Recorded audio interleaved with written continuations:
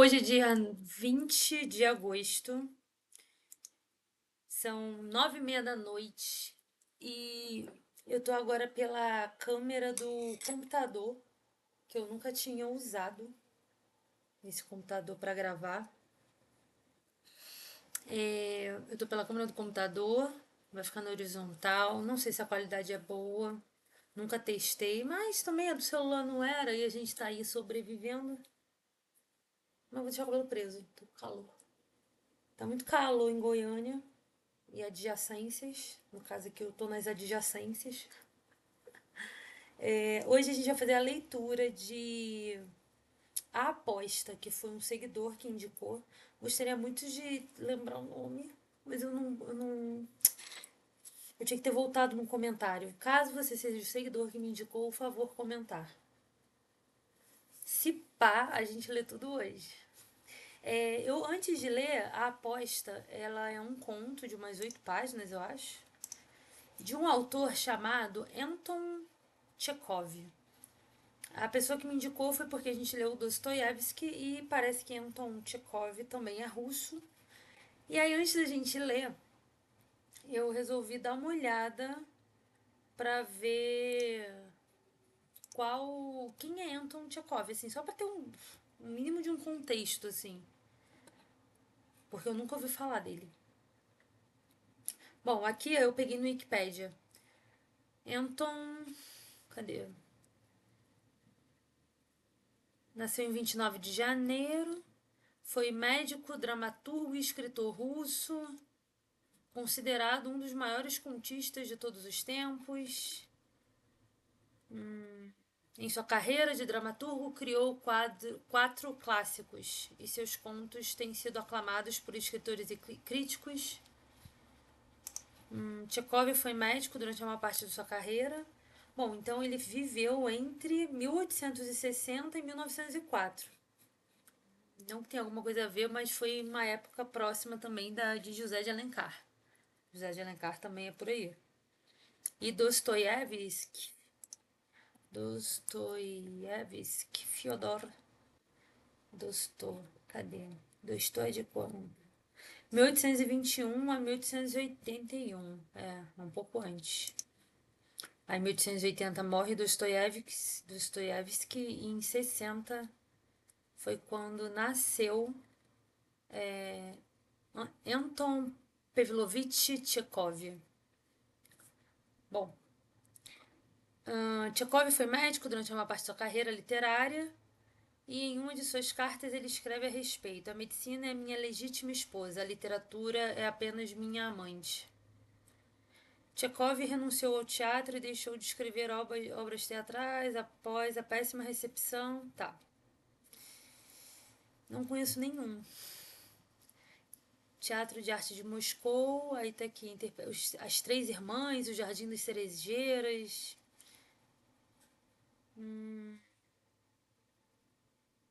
Chekhov parece falar mal. Ah, não.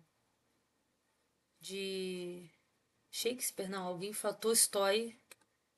Falou para Chekhov que não suportava Shakespeare. Porém, ele gostava de Chekhov. Whatever. É isso.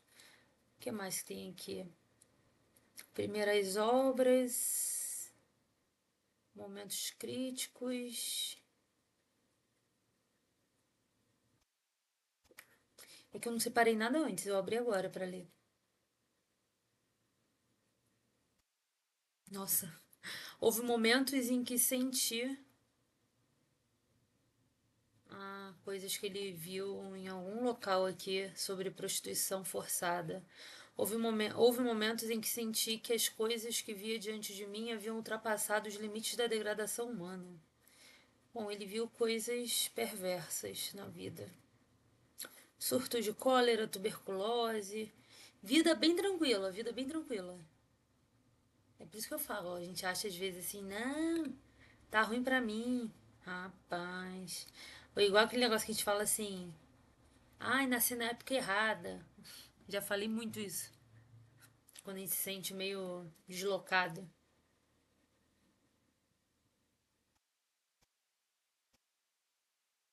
Aí você vai ver nessas épocas, olha como é que era.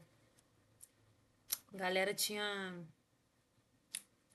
A expectativa de vida da sociedade era tipo. O ser humano era, sei lá, 37 anos. Mas tá bom, não vou. Tem muita coisa. Obras no teatro, ensaio, novelas. A Steppe, a história de um desconhecido, Minha Vida, O Duelo, 3 anos. Realmente eu nunca ouvi falar de nada disso. Do teatro, O Urso, Pedido de Casamento, O Casamento, O Demônio da Madeira, Inevitavelmente Trágico, A Gaivota, As Três Irmãs, Jardim Cerejeira. Aí tem os contos. A Aposta. Nossa, são muitos contos. No... Gente, que homem criativo para escrever. Olha. Ah, tem um aqui, ó, sobre o amor. Posso procurar depois. Relato de um desconhecido, professora, os nervos, os garotos, o vingador, o talento, o porteiro inteligente, o monge negro, o marido, o livro das reclamações, o investigador. É isso, não conheço nenhum. O beijo, mártires, língua imprudente, história da minha vida, frente branca. E é isso, tem um monte. De A a Z. Então vamos para a leitura, já tem 6 minutos, eu não sei quanto tempo dura. Eu acho que essa gravação aqui vai durar o tempo enquanto eu tiver HD, espaço no meu HD. Mas vamos embora, vamos ler, vamos ler. Começa assim. A aposta Anton Chekhov. Não, não vou espelhar o computador. Não. Era uma escura noite de outono. A moto passou bem na hora. Era uma escura noite de outono. O velho banqueiro passeava de um lado para o outro no seu gabinete, recordando a festa que dera 15 anos atrás, também no outono. Nele se haviam reunido muitas pessoas de espírito, entre as quais figurava grande número de sábios e jornalistas, que haviam travado entre si conversas bastante interessantes. Um dos assuntos discutidos fora a pena de morte, contra a qual a maioria dos convidados se manifestara, considerando-a obsoleta, indigna de povos cristãos e imoral. Segundo alguns, tal castigo devia ser substituído, em todos os países, pela prisão perpétua. Deixa eu olhar para a câmera. Meus senhores, declama o banqueiro, não concordo com a vossa opinião. Nunca sofri nenhuma das duas penas. No entanto, se é lícito emitir um juízo a priori, considero a pena de morte mais moral e humana do que a prisão perpétua. A execução acaba com o condenado de uma vez só, ao passo que a cadeia o vai matando lentamente. Qual dos dois carrascos é mais humano? O que dá a morte em segundos ou aquele que arranca a vida pouco a pouco, gastando anos na sua tarefa? Ambas as coisas são igualmente imorais, observou um dos convidados, porque uma e outra têm o mesmo objetivo em vista, o aniquilamento da vida. O Estado não é Deus, não lhe assiste o direito de destruir aquilo que não poderia devolver, se assim o desejasse. Achei interessante. Achava-se entre eles um jovem estudante de direito, de cerca de 25 anos, o qual, ao ser-lhe pedida a opinião, afirmara: a pena de morte e a prisão perpétua são igualmente imorais. Se, porém, me dessem a escolher, optaria sem dúvida pela segunda, prisão perpétua. Mas vale viver, seja em que circunstâncias for, do que não viver de forma alguma. Também gostei. Ah, eu quero isso físico para eu passar meu marca-texto. Aqui tem marca-texto, mas não é a mesma coisa. Vamos ver.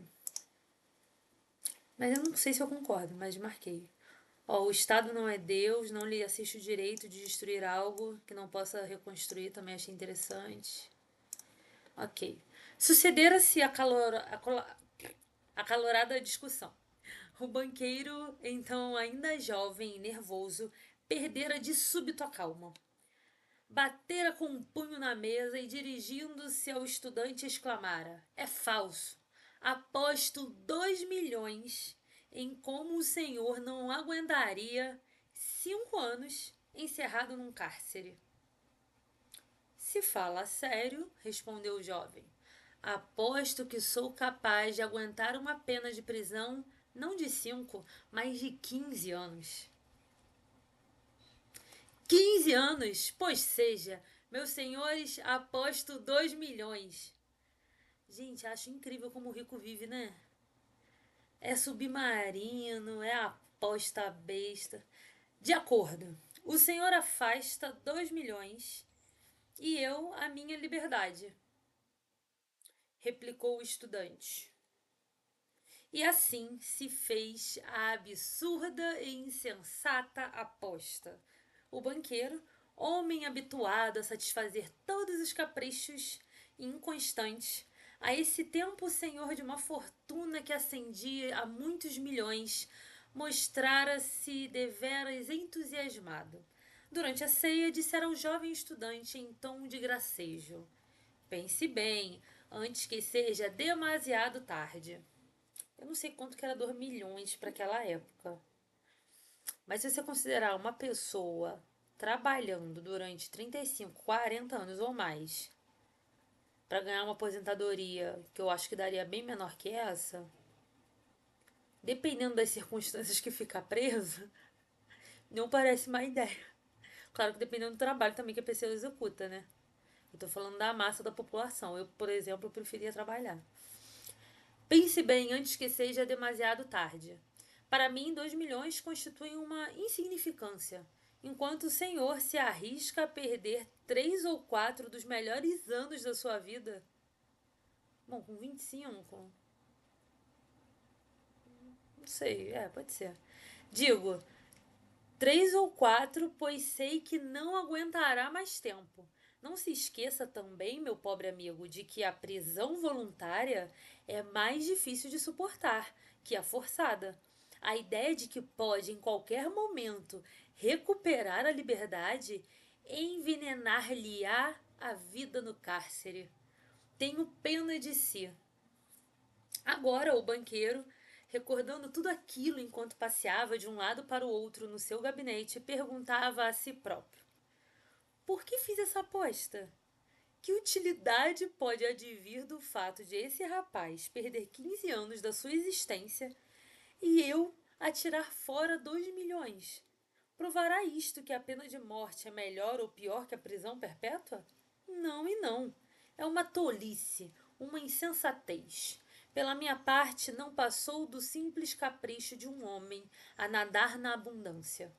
Quanto a esse jovem, moveu simplesmente a cupidez. Pausa para descobrirmos o que é cupidez. Cupidez. Vamos ver. Ambição, cobiça. Sua cupidez. Nunca ouvi cupidez. Sua cupidez não tinha limite.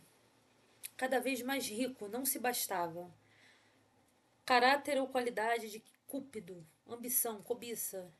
A extinção dos bens de mão morta e a cupidez dos novos governantes. Esses são exemplos. Cupidez é cobiça, ambição.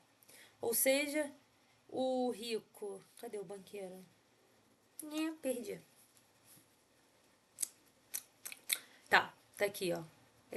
Por que fiz essa aposta e tá? Pela minha parte, não passou de capricho. O homem que já era rico era caprichoso. O homem que nada tinha, ele era ambicioso. Né? O banqueiro, estudante de direito.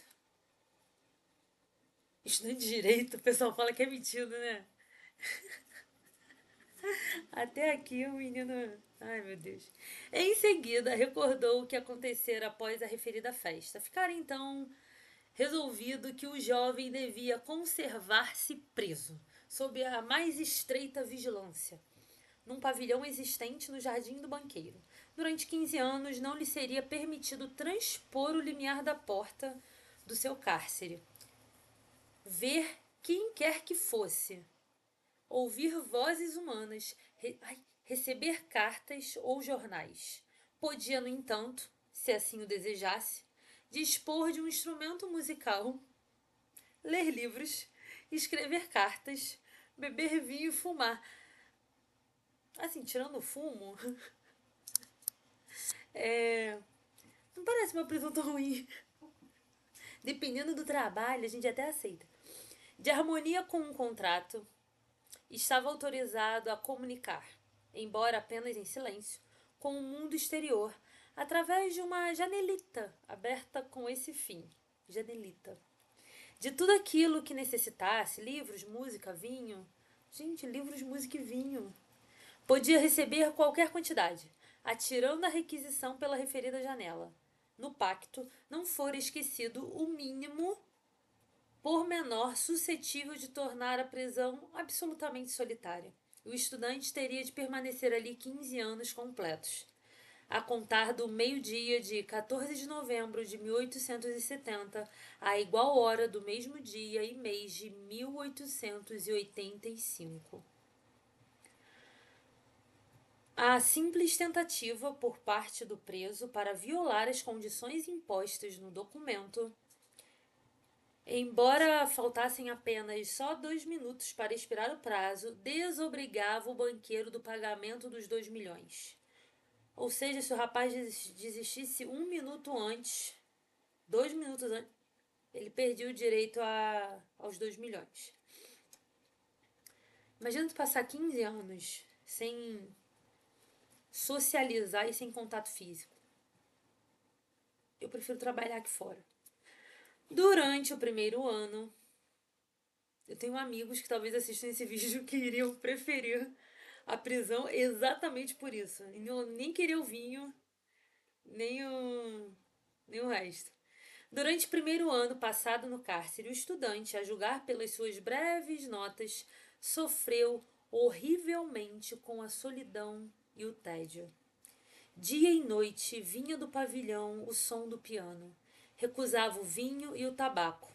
O vinho, escrevia, excita o desejo, e o desejo constitui o principal inimigo de um prisioneiro.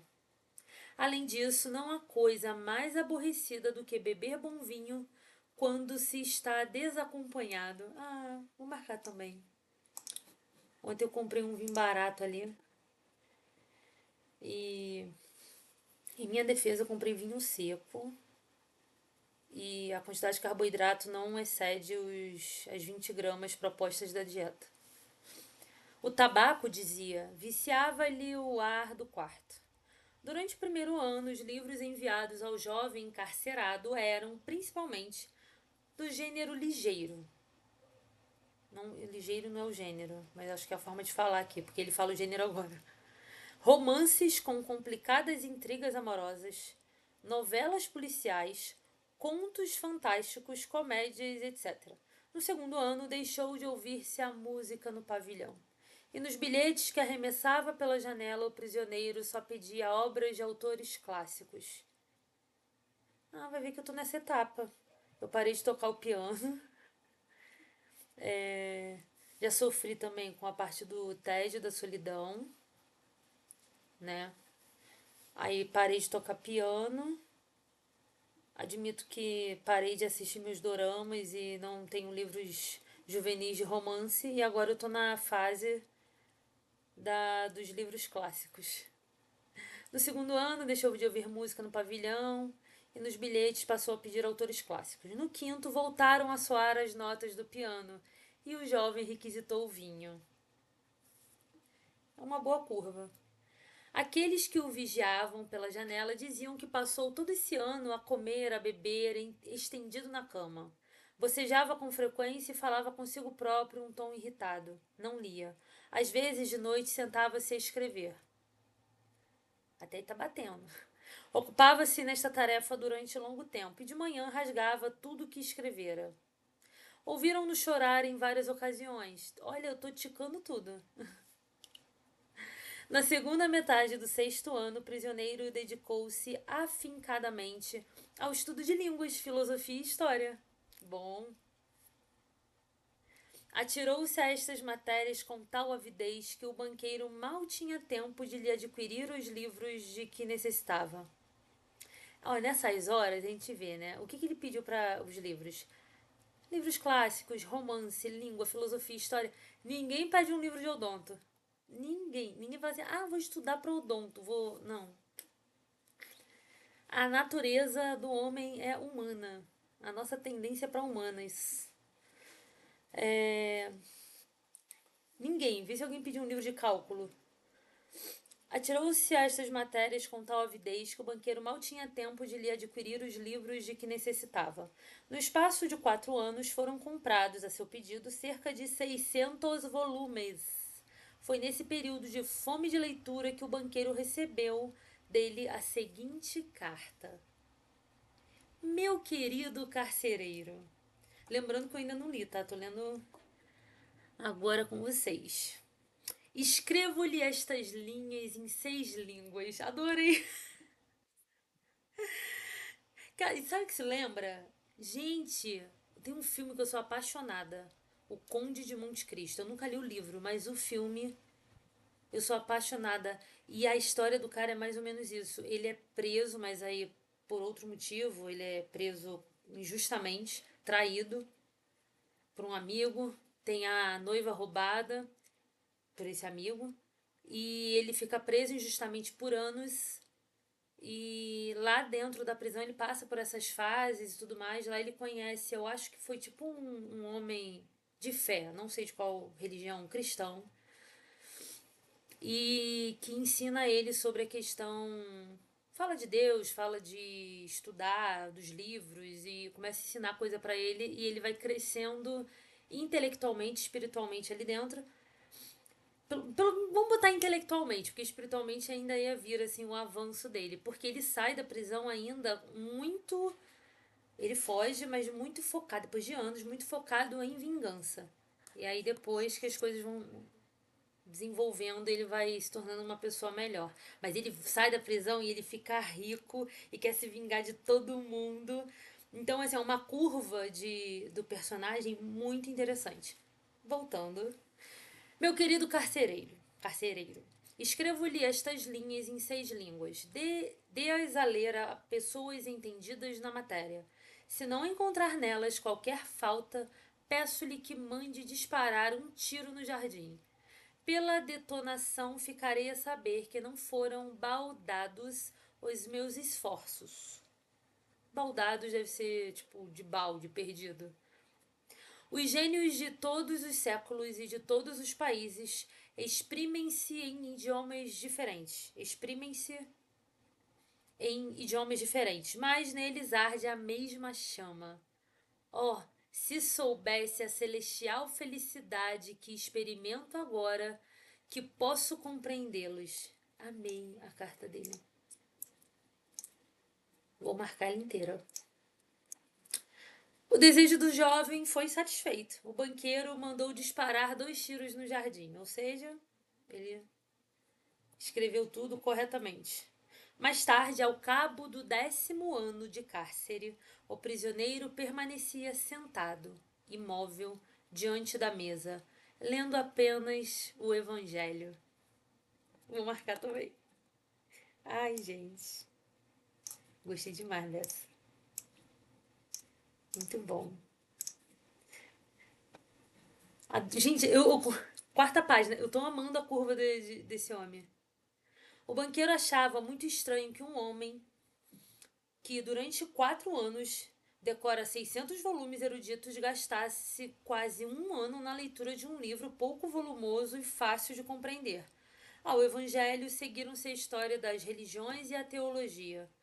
Durante os 2 últimos anos de reclusão, o estudante leu muitíssimo, servindo-lhe qualquer gênero indistintamente. Tão depressa se agarrava às ciências naturais, ok, começou, como se voltava para Byron ou Shakespeare. As ciências naturais, né, as ciências da natureza, tipo assim, o cara estudava, sei lá, física, os astros e talvez até alguma coisa de biologia, mas ele se voltava para humanas. Byron é um poeta, um escritor de romancista, Lord Byron. E Shakespeare também. Então ele sempre voltava para humanas. Às vezes enviava um bilhete em que pedia, ao mesmo tempo, um livro de química, outro de medicina, um romance, um tratado filosófico ou biológico. É. Tá vendo? Chegamos nas ciências biológicas e ciências naturais. É, eu tô lembrando do livro de fisiologia, Tratado de Fisiologia Médica de Guyton, não lembro, da faculdade. Reparando nos gêneros de leitura a que se entregava, dir-se-ia tratar-se de um náufrago que, nadando no mar, entre os restos de um navio, desejoso de salvar a sua vida, se agarrava freneticamente às tábuas que se lhe deparavam. Ao recordar tudo aquilo, o velho banqueiro pensava: amanhã, ao meio-dia, é posto em liberdade. De acordo com o contrato, terei de pagar-lhe 2 milhões. Se assim fizer, tudo estará perdido para mim. Ficarei completamente arruinado. Muito interessante. O homem achando que ele vai perder dinheiro, ele vai ficar completamente arruinado. O outro sem nada, dentro de uma prisão, apenas crescendo em intelecto e espiritualidade, se sentindo pleno. 15 anos antes, o banqueiro possuía um número incontável de milhões, enquanto agora receava perguntar a si próprio o que seria mais elevado se o montante da sua fortuna. O que seria mais elevado se o montante da sua fortuna, se o das dívidas. O jogo na bolsa, as especulações arriscadas, arriscadas e uma veemência de caráter que não conseguira nunca dominar, nem mesmo na velhice, haviam pouco a pouco levado os seus negócios à decadência. O homem rico e orgulhoso, sem apreensões, seguro da sua pessoa, tornara-se um banqueiro de segunda ordem, que temia cada subida ou baixa registrada no mercado. Maldita aposta, murmurava o velho, levando as mãos à cabeça num gesto de desespero. Por que não morreu esse homem? Tem 40 anos apenas. Verdade, ele é quarentão. Vai levar-me tudo o que me resta. Casará, gozará a vida, jogará na bolsa, enquanto eu terei de o contemplar com inveja como um mendigo e ouvir-lhe todos os dias as mesmas palavras. É ao Senhor que devo a minha felicidade. Permita-me que o ajude. O homem tinha medo de ser ajudado. Não, é demasiado. A única coisa capaz de me salvar da falência e da vergonha seria a morte desse homem. O relógio acabava de bater às 3. O banqueiro pôs-se à escuta. Naquela casa todos dormiam. Apenas se ouvia do outro lado da janela o rumor das árvores cobertas de gelo, agitadas pelo vento. Procurando não fazer um mínimo ruído, o velho tirou do cofre forte a chave da porta que não fora aberta nos últimos 15 anos. Vestiu o sobretudo e saiu. O jardim estava escuro e gelado, chovia. Um vento úmido e cortante gemia, não deixando às árvores um instante de repouso. Por mais que se esforçasse, o banqueiro não conseguia distinguir o solo, nem as brancas estátuas, nem o pavilhão, nem as árvores. Ao aproximar-se do local onde se erguia o cárcere do estudante, chamou 2 vezes pelo guarda, não tendo obtido resposta. O homem, evidentemente, abrigara-se do mau tempo e naquele instante estava a dormitar em qualquer canto da cozinha ou da estufa. Se eu tiver coragem de executar o meu intento, pensou o ancião, as suspeitas recairão, em primeiro lugar, sobre o guarda. Tateando, encontrou os degraus e a porta. Entrou no vestíbulo do pavilhão. Em seguida, enfiou por um estreito corredor. Se enfiou? Enfiou por um estreito corredor e acendeu um fósforo. Não havia ali viva alma. Apenas se lhe deparou uma cama por fazer e ao canto, à sombra de um fogão de ferro fundido. Por fazer e ao canto, à sombra de um fogão de ferro fundido. Os selos da porta dos aposentos do prisioneiro achavam-se intactos. Quando o fósforo se extinguiu, o banqueiro, a tremer de impaciência, espreitou pela janelita. Devia ser bem pequena, né? No quarto brilhava a débil luz de uma vela. O prisioneiro, de que só se viam as costas, o cabelo e as mãos, estava sentado ao pé da mesa. Sobre esta, as duas cadeiras e o tapete. As duas cadeiras e o tapete havia livros abertos. Decorreram 5 minutos sem que o ocupante daquele quarto esboçasse um movimento. Em 15 anos de prisão, aprendera a conservar-se sentado em perfeita imobilidade. O banqueiro bateu com os dedos na janela, mas nem assim o prisioneiro se mexeu. Arrancou então os selos da porta e meteu a chave na fechadura. Esta, coberta de ferrugem, deixou ouvir um gemido rouco e a porta rangeu. O ancião esperava escutar imediatamente um grito de espanto e o som de passos, mas 3 minutos se passaram e lá dentro tudo continuou tão calmo como antes. O banqueiro resolveu entrar. Diante da mesa achava-se sentado um homem diferente dos vulgares seres humanos. Era um esqueleto recoberto de pelo, com longo cabelo encaracolado, semelhante ao de uma mulher, e de barba desgrenhada. O rosto ostentava uma tonalidade amarela, com certo matiz terroso. Tinha as faces encovadas, as costas compridas e estreitas, e a mão sobre a qual descansava a cabeça estava coberta de cabelo. Era tão magra e diáfana que contemplá-la até causava pena. A sua comprida cabeleira começara já a encanecer. E ninguém acreditaria que aquele rosto senil, emaciado, pertencesse a um homem de 45 anos apenas. Por que 45? Ele não entrou com 25? Com 15 dá 40. Em cima da mesa, diante de sua cabeça inclinada, via-se uma folha de papel, na qual havia algo escrito em letra miudinha. Pobre homem, pensou o banqueiro. Está a dormir e provavelmente a sonhar com milhões. Bastar-me-á pegar neste ser semi-morto, atirá-lo para cima da cama, apertá-lo um pouco com um travesseiro e nem o mais minucioso exame descobrirá qualquer sinal de morte violenta. Antes, porém, leiamos o que ele escreveu na carta. O ancião pegou a folha de papel que estava sobre a mesa e leu: Amanhã, ao meio-dia em ponto, recuperarei a minha liberdade e o direito de conviver com as outras pessoas. Antes de deixar este quarto e rever o sol, julgo, contudo, necessário dirigir-vos algumas palavras. Com a minha consciência limpa e perante Deus que me vê, afirmo o meu desprezo pela liberdade, a vida, a saúde e tudo quanto nos vossos livros se chama bens do mundo.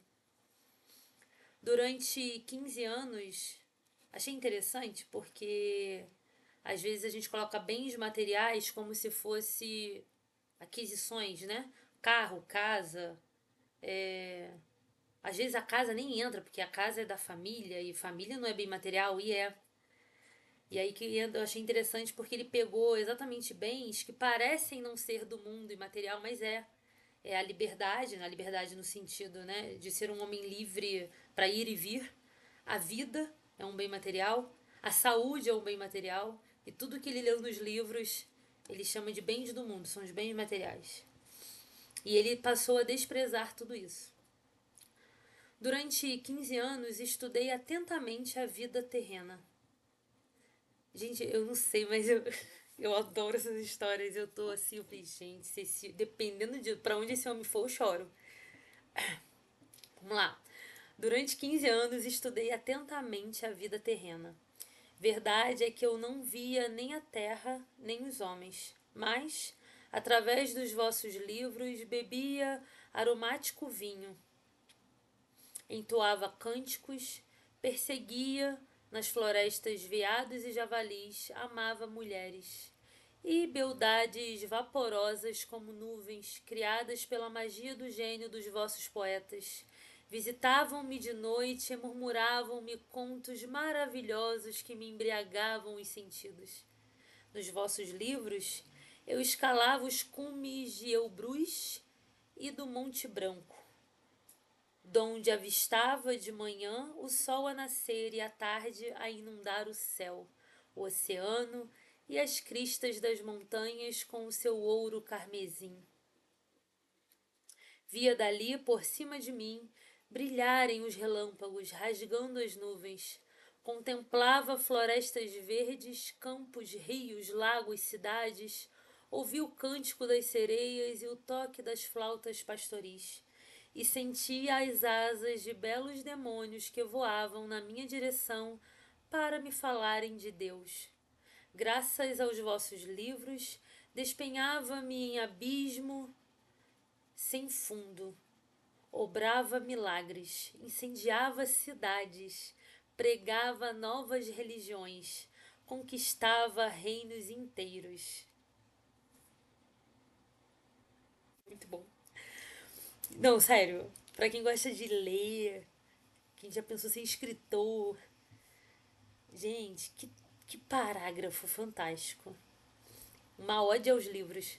Eu vou ver quando vai ser o dia do livro, o dia da literatura, isso aí fica perfeito. Perdoa por ter interrompido, mas realmente. Os vossos livros deram-me a sabedoria. Tudo quanto o infatigável pensamento humano criou durante séculos acha-se comprimido numa pequena bola dentro do meu cérebro. Sou mais inteligente que todos vós, bem o sei, e desprezo os vossos livros. Ou seja, se eu usar isso no dia do livro, eu só vou usar a primeira parte. E desprezo os vossos livros, desprezo todos os bens e a sabedoria deste mundo. Tudo é fútil, efêmero, quimérico e enganoso, como uma miragem. Embora sejais orgulhosos, sábios e belos, a morte há de apagar-vos da face da terra,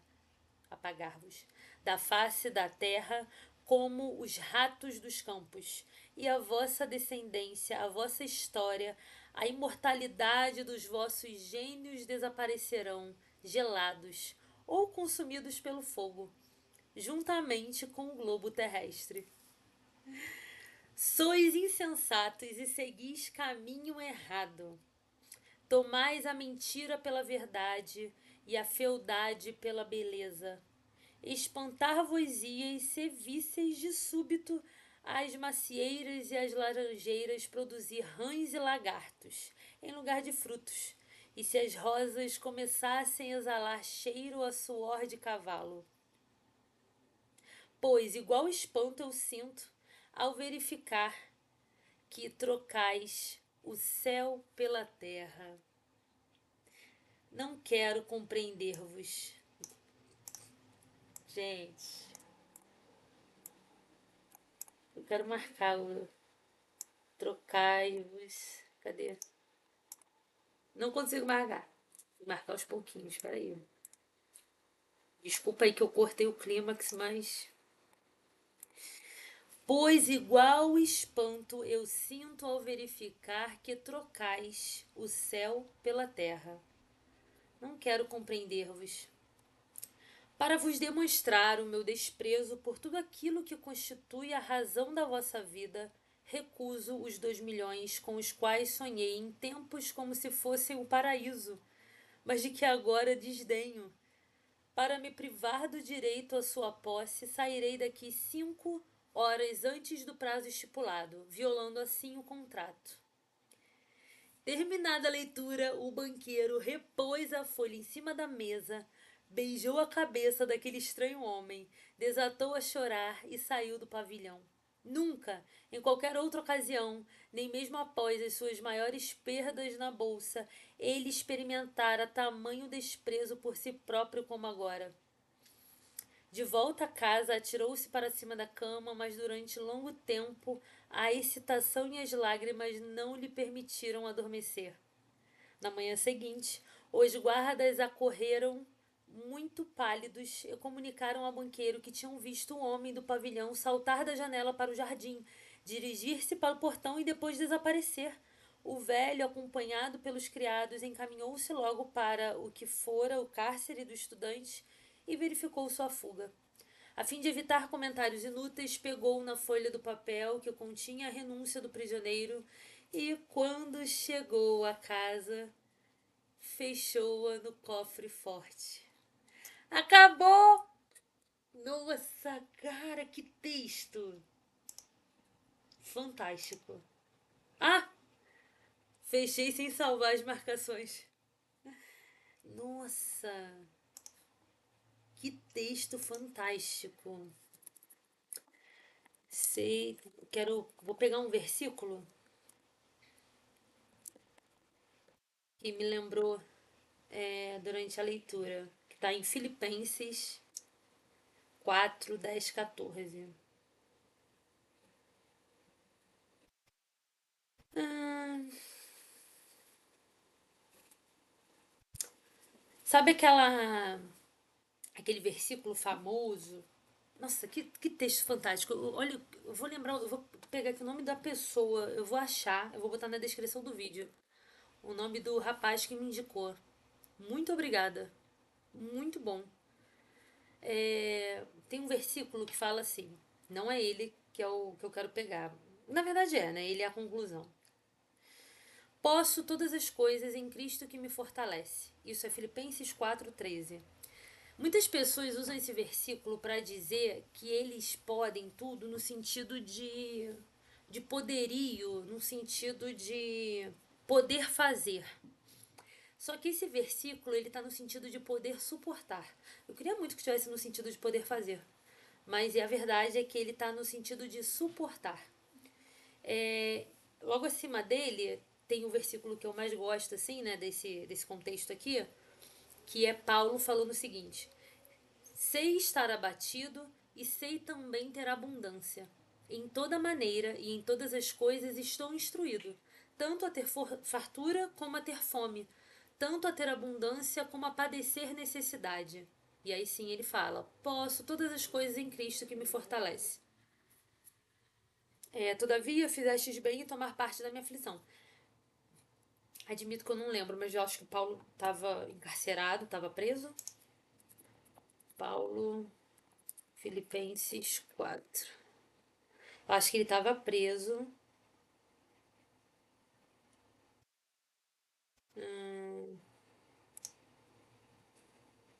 Em que contexto Paulo escreveu Filipenses 4? É.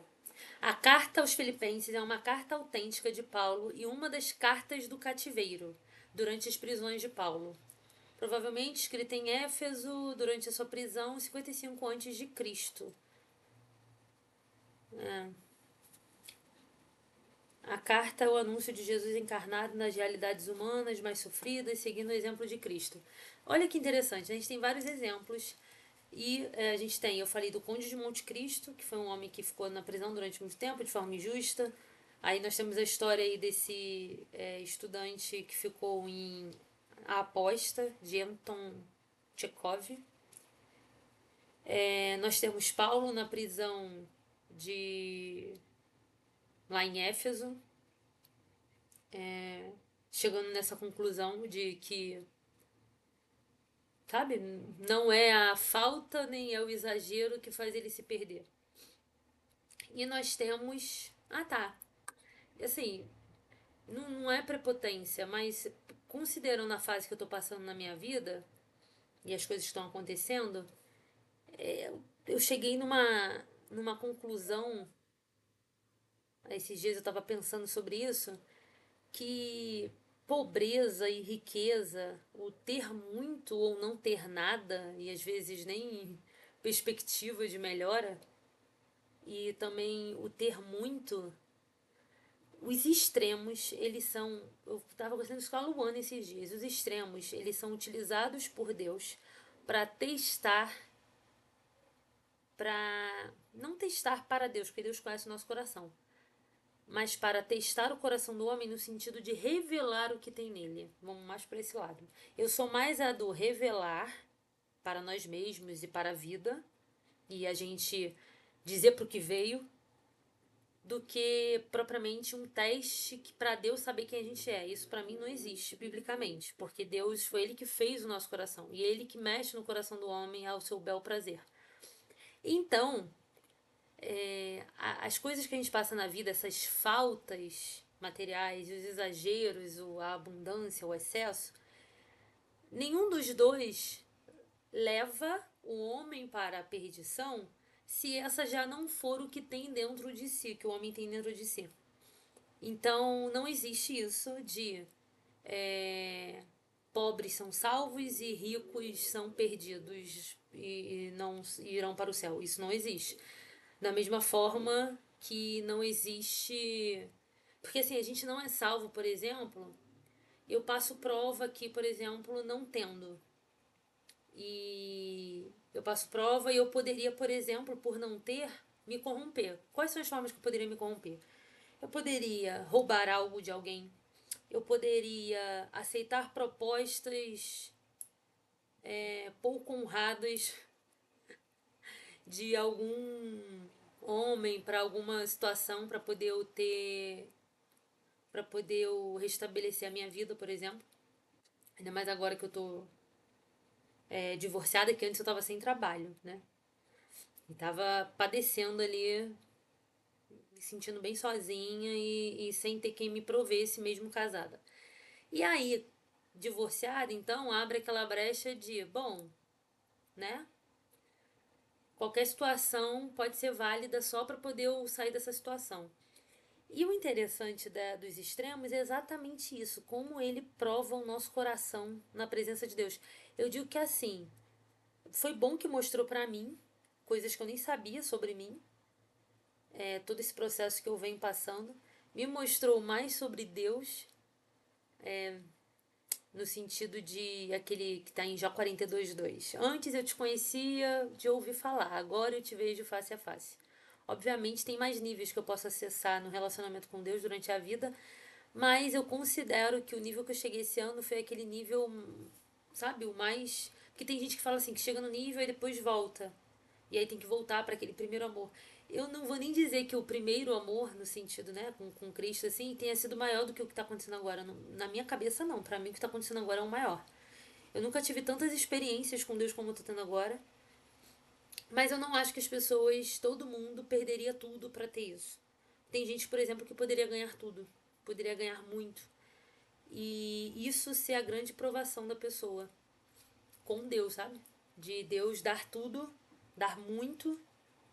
Quando eu falo tudo, é dar muito, até porque também eu não perdi tudo, sabe?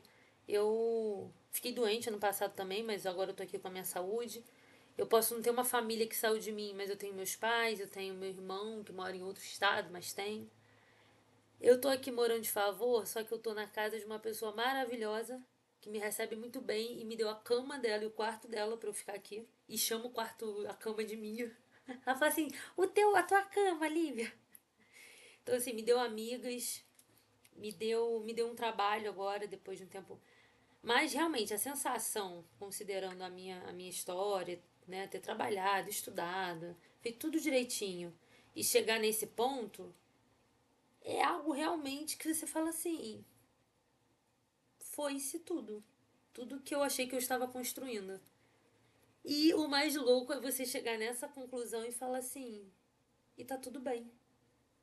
Só que eu digo, tu só chega nisso. Ó, vou contar pra vocês. No ano passado eu tinha uma reserva financeira de R$ 120.000. E essa reserva veio do meu trabalho, no meu antigo trabalho que eu era militar. Esse dinheiro ele foi mais ou menos em 6 meses. E nada. Já falei isso em outros vídeos e tal, mas não saberia nem qual. Mas não foi com nenhum. Nada que você diga assim, nossa, gastou com droga, sexo, drogas e rock and roll. Não, não é isso. Mas ainda assim, alguém pode me avaliar e falar assim, administrou mal. O fato é, aí tem mais uma coisa. Já que a gente está falando aqui de extremos nos bens materiais e de como Deus trabalha nisso na mente do homem, aí entra um pouquinho no meu testemunho. Há uns 2, 3 anos atrás, isso acredita quem quiser. Quem não quiser, sai. Acabou a leitura, pode ir embora. Mas a fé vem pelo ouvir. Então, quem quiser acrescentar um cadinho de fé no coração, ouça essa. Há uns 2 anos atrás, quando eu me mudei de onde eu morava, que eu morei durante toda a vida com meus pais, eu casei e continuei morando ali na mesma casa, assim, na casa que eu digo assim, no mesmo quintal. Não gostava da situação, não pelos meus pais, mas porque eu queria ter minha independência com o meu marido e tudo mais, ter minha casa, meus filhos e viver. Mas era o que dava, né? Só eu que estava trabalhando. E aí eu peguei, teve uma hora que bateu assim, eu falei, vamos, a gente vai se mudar. E eu toquei tudo, fui, arrumei um apartamento, aluguei e fui para outra região. E eu sempre falo que tudo que eu faço, quando eu tenho que dar passos grandes na minha vida, eu busco de Deus. E para minha cultura, que não é cultura isso, mas para as pessoas entenderem, assim, na minha cultura, a gente tem formas de fazer isso, sabe? De consultar. Igual no passado, por exemplo, os reis e as pessoas, não só os reis, né? Ah, o rei vai para uma batalha, ele consultava a Deus, se ele fosse um rei judeu, um rei cristão, ele consultava a Deus, um rei, digamos assim, hebreu, né? Ele consultava a Deus para saber se era para ele ir ou não, qual estratégia usar, era tudo assim, afiadinho ali com Deus. Aí tinha os profetas que ajudavam com isso. Os profetas não, os sacerdotes. Bom, de certa forma, os profetas. E, bom, a gente continua fazendo isso hoje em dia. A cultura mudou, mas Deus não mudou. E nem a nossa natureza humana, que é metade carnal e metade espiritual. E a gente tem formas de consultar a Deus hoje em dia. Difere um pouco do passado, mas ela ainda existe e ela ainda é vigente.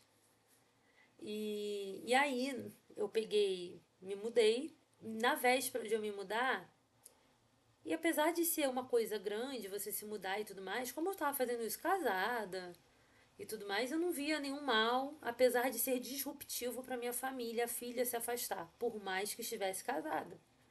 E eu sempre fui mais espírito livre, assim, sabe? Mas eu não conseguia fazer do meu jeito as coisas, né? Bom, eu era do tipo assim, eu queria ir para outro estado, outro país. Eu sempre soube que eu ia sair do Rio de Janeiro. Eu só não sabia quando. Eu sei desde os 17 anos de idade, a metade da minha vida. Eu sempre soube, falei, não, eu quero ir embora do Rio, eu quero ir embora. Não sei para onde, não sei o que vai acontecer, mas eu tenho que ir embora do Rio.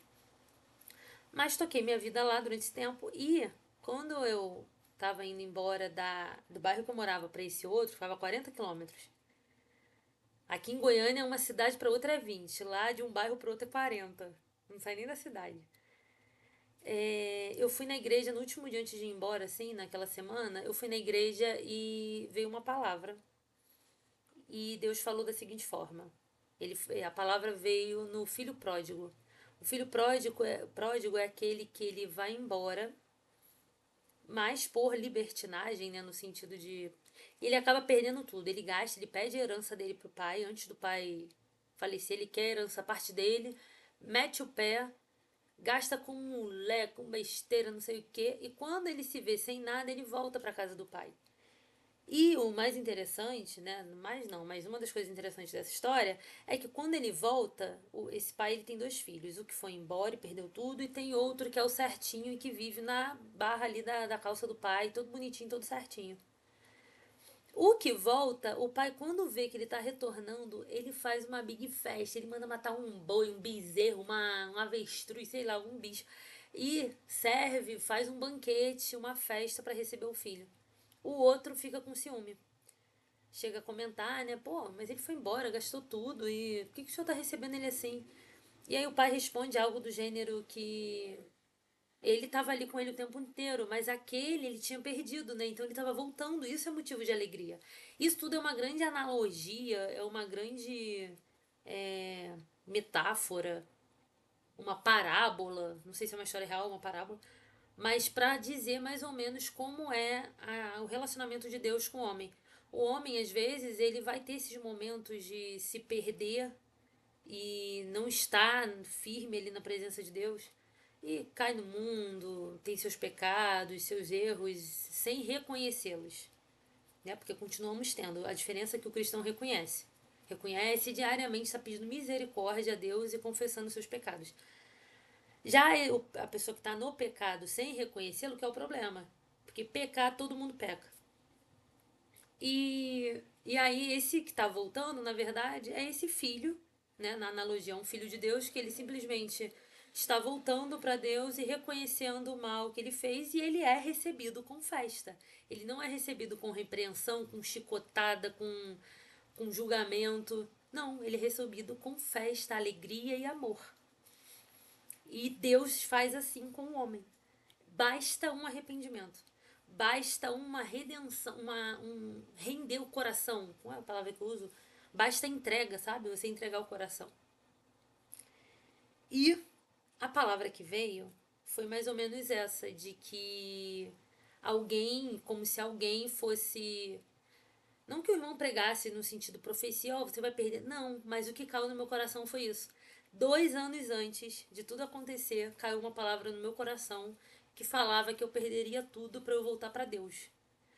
E o interessante, aí você sabe que isso é dessa forma, porque você não esquece. Quando o negócio é de Deus, você não tem paz, você não esquece até se cumprir. E foi o que aconteceu em relação a essa palavra. Eu guardei num lugar assim, sabe? Quando você dobra, guarda no bolso, assim, num cantinho do coração. Mas deixei, toquei a vida. Não sabia que ia pedir baixa, não sabia que ia divorciar, não sabia de nada que ia acontecer na minha vida. Mas simplesmente fui tocando a vida. Ganhei meu dinheirinho lá do final do meu tempo como militar. E esse dinheiro se foi pagando dívidas, pagando curso, comprando material para trabalhar. E eu lembro que teve uma semana específica, porque eu tive que administrar esse dinheiro sozinha. Essa é uma das minhas dores em relação ao meu ex, é que eu sempre quis, eu queria que ele tivesse sentado comigo, e eu não tô aqui pra falar mal dele, porque eu já perdoei até isso, mas eu queria que ele tivesse sentado comigo e a gente ter discutido o que ia fazer com aquele dinheiro, porque eu nunca tinha tido tanto dinheiro na mão em tão pouco tempo. E eu lembro que eu tive que, tipo assim, eu recebi o dinheiro no banco, obviamente eu não recebi em mãos, né, na minha conta. Só que eu ficava preocupada de sair do banco sozinha. Que eu ficava assim, meu Deus, se alguém me sequestra, pega meu celular e tudo mais, eu tô sozinha. Isso me incomodou, sabe? Eu queria ter tido ele do meu lado me ajudando com isso. Tanto a fazer todo o processo, sabe? Um adulto plus. E me ajudasse também a definir o que ia fazer com o dinheiro. No final, eu que fui definindo, fui fazendo. Com o conhecimento que eu tinha, eu fiz o melhor que eu pude. Eu sei que teve uma semana, na segundo semestre do ano passado, que eu parei e pensei assim, porque eu apliquei o dinheiro e aí eu ganhei crédito num banco que eu não tinha e passei a comprar as coisas no crédito. O que, né, fazia eu jogar. Até a dívida eu paguei no crédito. Então, meio que eu não ia conseguir gastar além do que tinha. Mas eu consegui, então eu só não queria ocupar aquele dinheiro. Eu não queria ocupar com dívida, mas não foi uma opção, não foi uma escolha. Mas eu queria ocupar investindo. Mesmo que fossem investimentos arriscados, eu queria investir. Por isso que eu comprei livros, cursos e etc. E material da minha profissão. Bom, e todo esse dinheiro, de certa forma, para mim, ele foi um investimento. Eu não queria gastar ele com contas básicas da casa e comendo todo mês. Então, para mim, realmente foi a melhor coisa que eu pude fazer ali dentro da minha realidade. E eu percebi numa semana específica que, quando eu fiz as contas, que eu falei assim, bom, até janeiro do ano que vem vai esgotar as dívidas e esgota o dinheiro. E eu falei, bom, impossível não fazer dinheiro nesses 6 meses. Eu vejo as pessoas na internet, fazem 20 lentes por dia, por que eu também não posso fazer? O problema é que aí eu fui ficando consciente. Eu fui ficando mais consciente em relação à minha profissão. E também tem as questões, as circunstâncias da vida, assim, em relação a. Ah, bom, não tem como contar tudo. O fato é, teve uma semana que eu falei assim: meu dinheiro vai acabar. Eu vou ficar sem nada. Isso só de dinheiro, tá? Eu não tava considerando. Só de dar reserva. Eu não tava considerando que eu ia ficar sem um local pra morar e sem o meu relacionamento. Naquele momento, eu lembro o desespero que eu senti. Foi um desespero estranho que eu nunca tinha sentido. Eu passei assim, foram alguns dias de dentro de uma semana que eu senti um desespero que eu nunca tinha sentido, assim, que era estranho pra mim. De perda, como se a minha vida fosse acabar se eu perdesse aquilo. Mas era um sentimento tão ruim. Era uma coisa assim tão. E eu sou muito feliz que eu passei depois que eu senti isso. Eu lembro que aí foi passando o tempo, eu fui sendo exposta a mais questões em relação à espiritualidade e tudo mais. E eu fui voltando a ir pra igreja de forma com maior frequência. E Deus foi falando comigo. Só que aí Deus começou a falar comigo, de novo, que ele já tinha me falado sobre as perdas e tal. Ele começou a falar nas palavras e mandar personagens que antes, se eu ouvia, eu nunca tinha me conectado com o personagem. E aí eu passei a me conectar com personagens que passaram por perda, sendo que eu ainda nem tinha perdido. Eu tava só prevendo o impacto e eu lembrava da palavra. Eu falei assim, vai acontecer. Mas conforme eu fui associando isso às questões espirituais, eu fui voltando para Deus, congregando mais e buscando a Deus e orando. E aí esse ano comecei a jejuar e toda essa história, tudo isso me deu uma paz e uma alegria e uma leveza assim que foi surreal. É surreal. Eu não tenho como explicar. Hoje em dia, eu olho assim, eu falo, cara, e tem mais, assim, porque pra mulher ainda tem mais um peso. O fato de ser mulher, e eu já falei que a gente se sente mais vulnerável, é também o relógio biológico. Ah, eu decidi ser mãe ano passado. Quando eu decido ser mãe, eu fico sem meu marido. E nisso que eu decidi ser mãe, eu tenho 34 anos, sabe? Eu lembro da minha mãe sempre falou assim: a sua avó teve filho tarde. Nossa, muito tarde, 35 anos. Nossa, ela teve filho tarde, não, e tal. E aí minha avó teve filho com 35. E hoje eu paro e eu penso assim, é a falta de do que se tem e a falta de perspectiva humanamente falando. Humanamente falando, não tem perspectiva. Para piorar, eu ainda fiz o quê? Eu sou carioca. Eu tava numa cidade grande, cercada de muitas pessoas. Num local que talvez, dependendo assim, né, fosse monetariamente, eu não sei, mais economicamente mais movimentado, mais rico, em algum sentido. Por que eu digo isso? Tem um homem que eu sigo na internet, ele é meio elitista assim nas coisas que ele fala, mas ele fala algumas coisas que dá para aproveitar. E ele falou assim: se você é mulher bonita, você não pode ficar morando onde você mora. Tipo, se você morar num lugar ruim, né? Num lugar pobre, num local simples, não. E porque senão você diminui demais as suas chances de encontrar alguém legal, alguém que te valoriza. Realmente, aqui, por exemplo, o que eu tenho mais contato é com um motorista de Uber. Então, assim, todo dia é uma conversa diferente. Os motoristas ficam sabendo um monte de coisa, me perguntam um monte de coisa, quer saber onde eu moro, com quem que eu moro, qual a minha idade, se eu sou casada. Então, assim, realmente você fica exposta a uma outra realidade, assim, a uma realidade em que a tendência de você, por exemplo, se relacionar, né, com uma pessoa de uma classe social mais simples é maior. Isso não necessariamente é algo ruim, tá? Caso minha mãe esteja vendo o vídeo, não estou namorando nenhum Uber. Não é isso, nada contra os Uber. Mas é porque eu quero realmente, assim, porque realmente eu queria muito trabalhar, é outro assunto para outro vídeo, mas eu quero muito trabalhar com o meu futuro marido. Então eu penso assim, ou ele vai ser dentista e eu vou trabalhar com ele, ou ele vai ser de outra área e eu vou abandonar a minha. Nesse nível. Porque eu sei que eu tenho esse ideal comigo. Eu misturo vida profissional com vida pessoal, então eu preciso de alguém que concatene comigo isso aí. Então, até me perdi aqui. Voltando. O Uber, aí tem esse homem que fala essas coisas. Ou seja, a minha vida também não tem perspectiva nesse sentido, porque eu vim para um local, Goiânia é uma cidade pequena. Fato, Goiânia é uma cidade pequena. E aí, pra piorar, entre aspas, né, nesse sentido humano da coisa de você olhar, eu ainda vim morar agora, tipo, numa cidade menor ainda, com menos condições ainda, um jeitão de interior, sabe? Um local muito simples, muito humilde, mas que eu tô bem, sabe? Eu tô bem. Por exemplo, eu moro com a Luana e a gente conversa muito sobre relacionamento, ela tem 30 anos, solteira. E ela, da igreja também, e ela fala sobre, por exemplo, ela virou pra mim um dia, ela falou assim: "Nossa, eu queria pegar um avião com passagem só de ida e para outro lugar". E aí eu olhei pra ela, a sensação que ela nasceu e foi criada aqui, não, ela nasceu em outro lugar, mas foi criada aqui. Então dá aquela sensação de, será que eu não tô perdendo a minha vida aqui, escondida, nesse local simples, sem muitos contatos? E eu falei pra ela, eu falei, Luana, eu fiz exatamente o que você tá querendo fazer.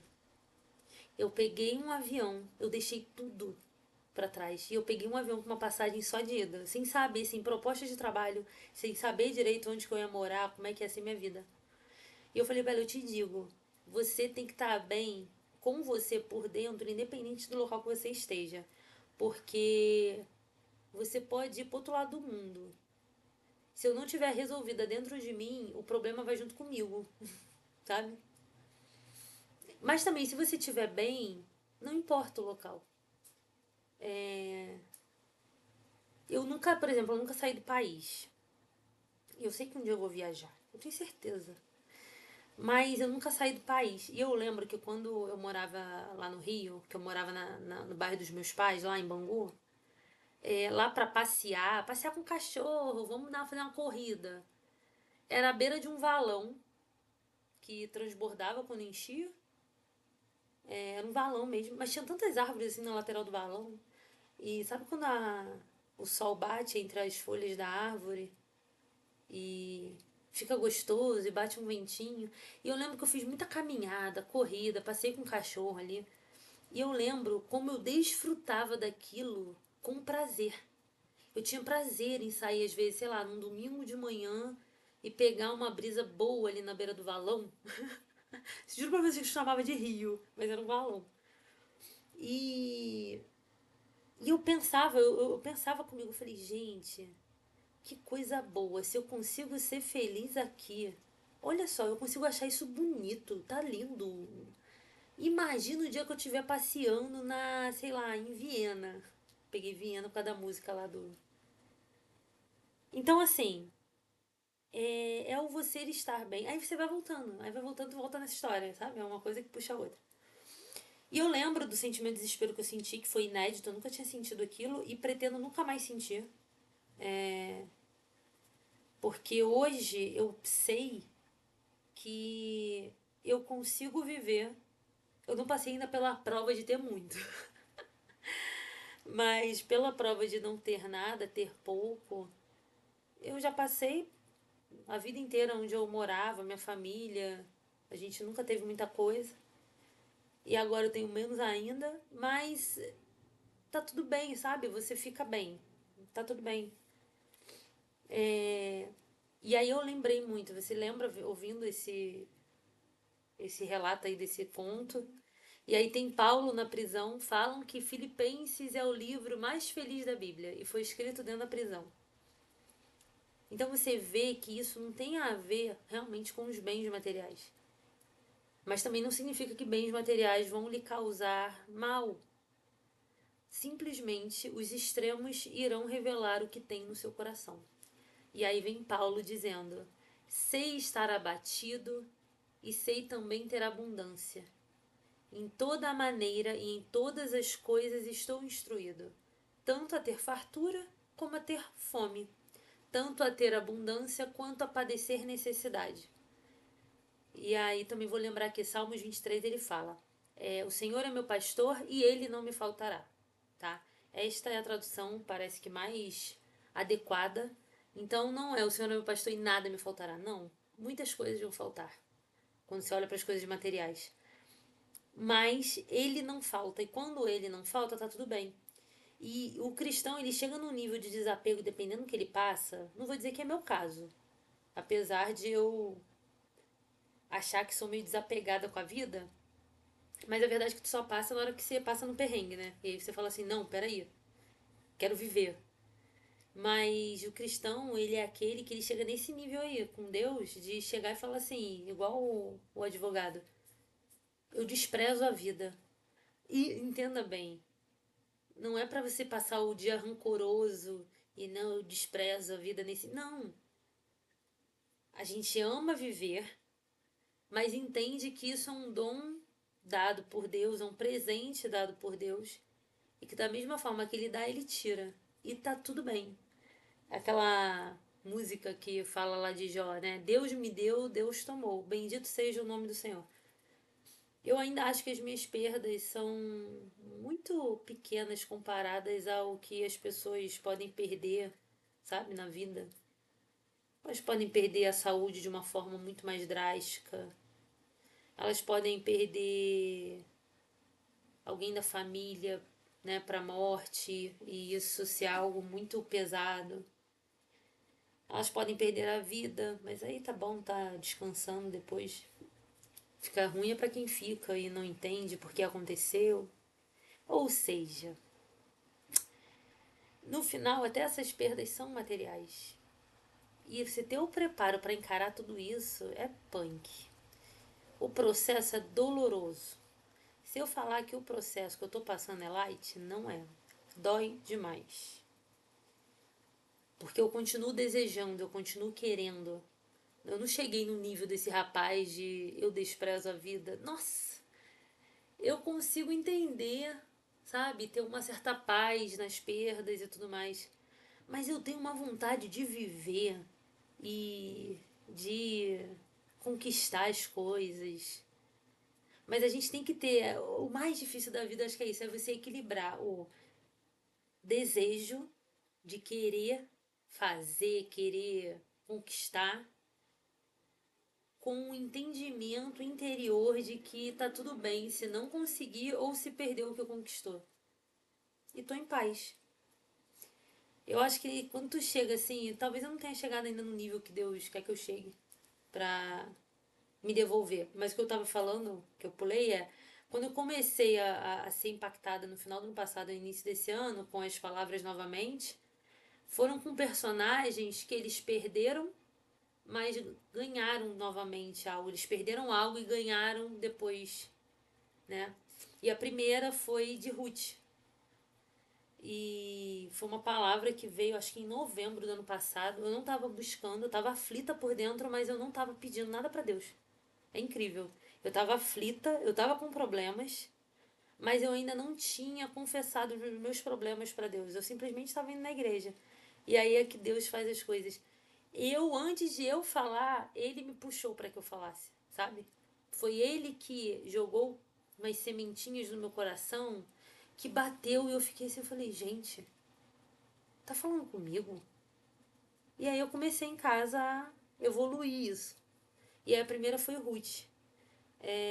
Não vou contar aqui, até porque eu tô pensando seriamente em fazer um quadro de casais da Bíblia, porque aí junta, né, as histórias bíblicas e ainda junta a questão do propósito de relacionamento e tal.